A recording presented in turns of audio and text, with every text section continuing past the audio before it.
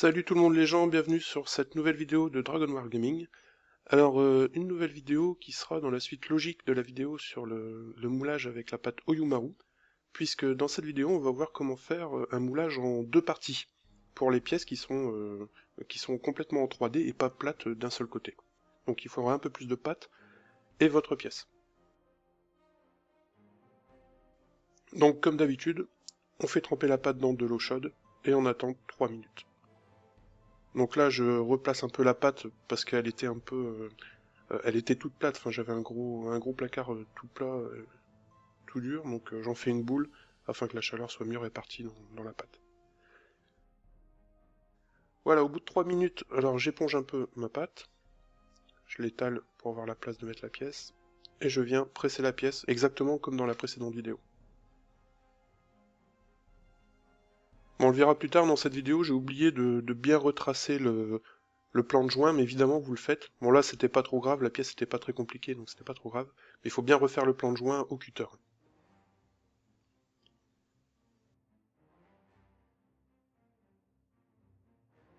Donc là je vais venir, je laisse de la place pour la je crois que ça s'appelle la nourrice.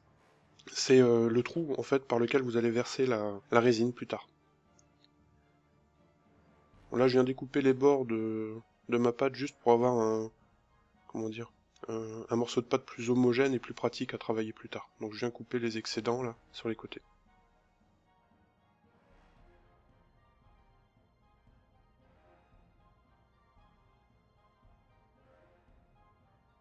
Donc je laisse refroidir le tout. Et quand c'est dur, et ben je recommence avec une autre pâte Oyumaru, mais j'attends bien que la première soit bien sèche et dure. Ça, c'est pour éviter qu'elle fusionne plus tard. Parce que la pâte Oyumaru va pas fusionner sur une partie qui n'est pas sur une autre pâte Oyumaru qui n'est pas déjà chaude en fait. Et c'est ça l'avantage, et c'est ça qui permet de faire des moulages en deux parties. Donc là, je viens mettre une petite partie chaude pour capter un maximum de détails sur la pièce. J'appuie bien et je viens mettre ensuite le reste de la pâte. Donc les deux parties blanches vont parfaitement adhérer entre elles parce qu'elles sont chaudes. Par contre, la partie blanche va pas adhérer sur la partie jaune parce que la blanche est chaude et la jaune est froide. Et c'est ça qui est aussi magique avec Oyumaru. Voilà, je précise quand même que le moulage est assez rapide, donc le résultat est pas forcément optimal. Si vous voulez faire des moules de ce type-là, c'est quand même mieux d'utiliser du silicone. Mais je trouve que ça dépanne, et moi j'ai fait mes premières armes de moulage, on va dire, avec cette pâte-là, et j'ai appris plein de choses, et ça m'a aidé. Donc si vous voulez commencer à faire du moulage, je vous conseille vraiment de le faire avec le Oyumaru, parce que c'est pas cher, et puis ça évite de claquer du silicone pour rien, quoi. Donc là j'ai refermé ma pâte bien au-dessus de la partie jaune, et je la laisse refroidir. Donc là, la partie blanche de ma pâte Oyumaru est froide, donc je vais pouvoir la décoller soigneusement. Donc il faut pas y aller comme un bourrin, parce que parfois la pâte peut bien coller, et si vous y allez comme un bourrin, vous allez tout arracher. Voilà.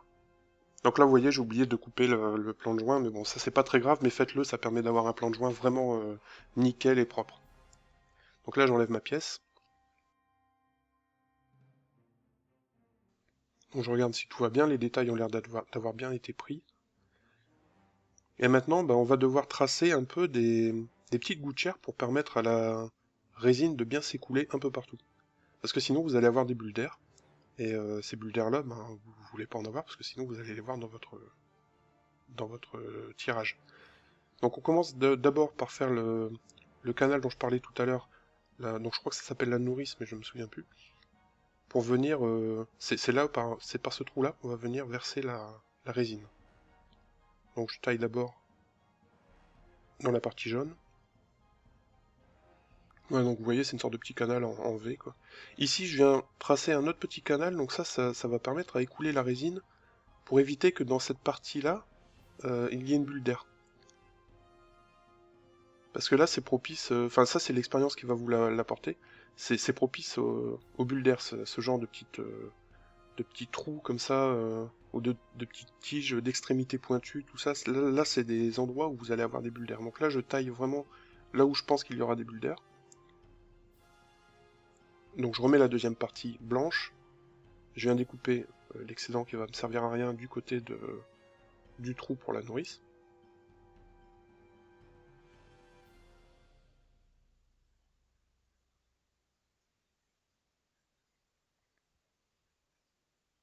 Et je vais venir terminer le trou dans la partie blanche.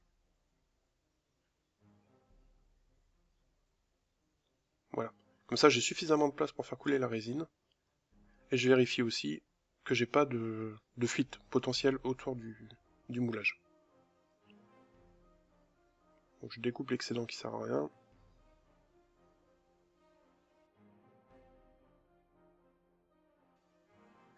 Voilà, alors pour m'assurer qu'il n'y a aucune fuite, je vais bien resserrer les deux parties avec la blinde d'élastique. Comme ça au moins je suis sûr que ça fuira pas. Et pour me faciliter la tâche, j'ai mis un autre élastique et j'ai attaché ça sur un support. Comme ça c'est bien vertical et je pourrai couler la résine comme ça. Donc comme dans la première vidéo, je verse ma résine partie A, puis la résine partie B dans des proportions équivalentes. On mélange bien pour avoir un mélange homogène. Et on va verser. Donc j'ai toujours préparé un petit moule à côté au cas où j'ai du surplus. Mais là j'en aurai pas des masses parce que la pièce à mouler est quand même volumineuse. Donc voilà, je verse.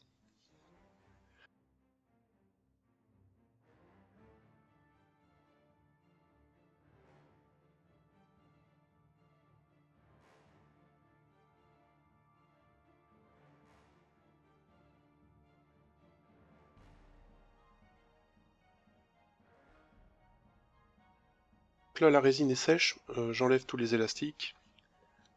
Et je vais séparer les deux parties du moule. Voilà, donc les élastiques sont enfin partis. Je sépare délicatement les deux pièces de mon moule, donc on voit que j'ai pas eu de fuite, donc j'ai eu raison de bien blinder d'élastiques.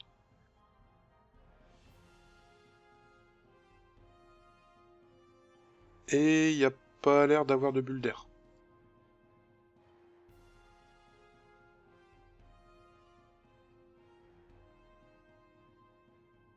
Donc on voit bien ici là que le canal s'est bien rempli, donc c'est bien, c'est qu'il a fait son office. Ici aussi, donc on voit la petite partie qui s'est bien remplie. Et bon, j'ai l'impression qu'il y a une petite bulle d'air sur le côté là, mais bon, c'est pas grave.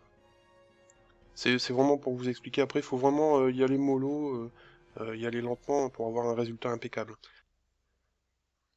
Donc voilà la pièce qui est sortie, donc on voit ici qu'il y a une toute petite bulle d'air. Donc là, si je voulais perfectionner le truc, eh bien je viendrais à l'endroit adéquat, je viendrai refaire le canal. Bon là j'avais déjà fait un canal, donc ça veut dire que le canal n'est pas très bien fait et qu'il faudrait le refaire pour que l'air puisse s'évacuer dans le canal.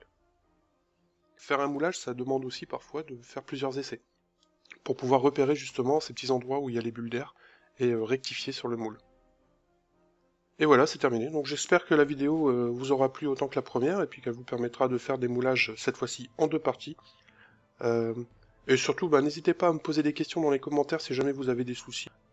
Voilà, donc j'espère que cette vidéo vous aura aidé autant que la première à faire vos moulages. N'hésitez pas à me faire part de vos expériences dans vos commentaires.